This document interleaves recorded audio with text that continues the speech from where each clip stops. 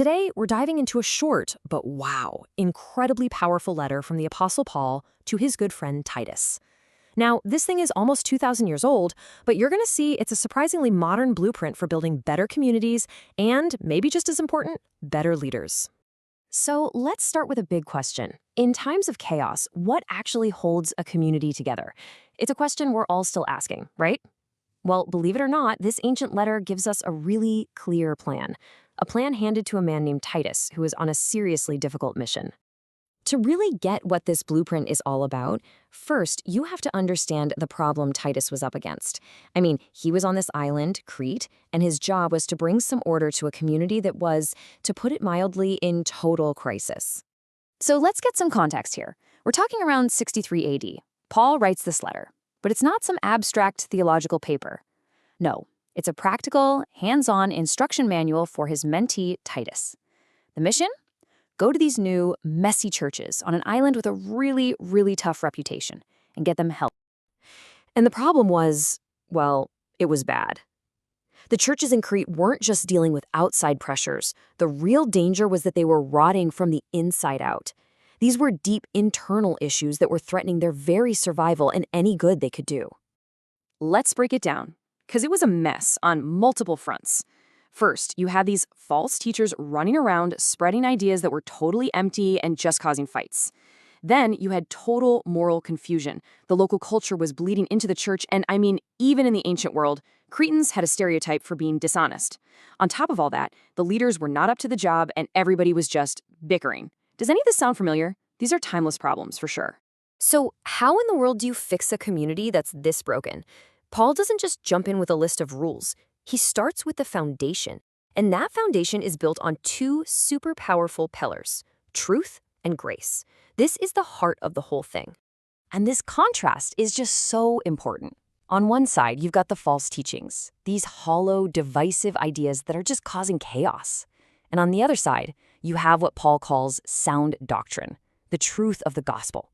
Paul is emphatic. Leaders have got to hold on to this truth with everything they have, using it to cut through all the confusion with integrity and wisdom. Now for the second pillar, grace. Paul anchors this whole rescue mission in this incredible idea from chapter 3. It's not about trying to be good enough to earn God's approval. It's about responding to his mercy, this transformative love that changes you from the inside out. It's the thing that makes you want to do good works. Okay, so once that foundation of truth and grace is poured and set, then Paul gets into the practical stuff. This is where the blueprint becomes a real, tangible guide for day-to-day life. It's how these big ideas get woven into the fabric of a strong, healthy community.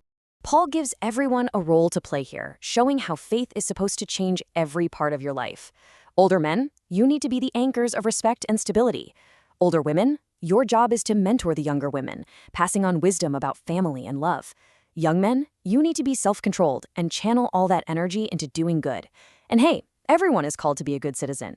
Be respectful, don't pick fights, and show kindness to people. The message couldn't be clearer. Your faith has to show up in how you live. Right.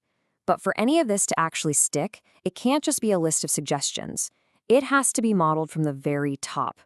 And that's why the next part of the blueprint is so critical. It's all about leadership that lasts. Paul makes it absolutely clear. For a leader, character is everything.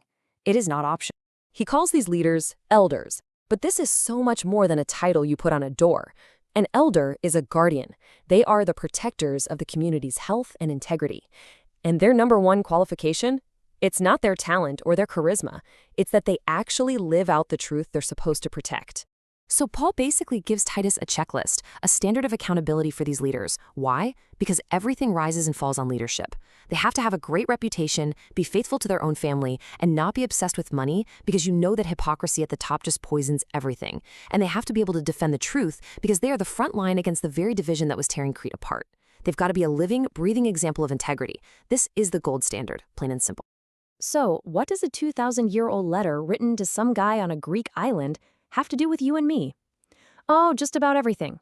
Let's pull this blueprint right into the 21st century and see how this ancient wisdom hits home today. You know, in a world that feels just as full of moral confusion and division as ancient Crete did, this blueprint feels more urgent than ever. So the question really becomes personal. How can you apply these principles in your own life? in your family, at your job. Here's a super simple action plan pulled straight from the pages of Titus. First, practice integrity. Live what you say you believe. Second, mentor someone. Pass on what you've learned to the next generation.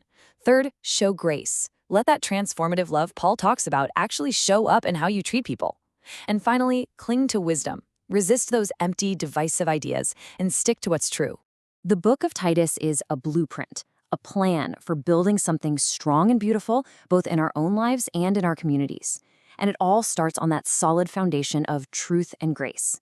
So the final question I want to leave you with is this. Looking at this blueprint, what's the first brick you're going to lay? Thank you for watching. Please like and subscribe. It really helps us.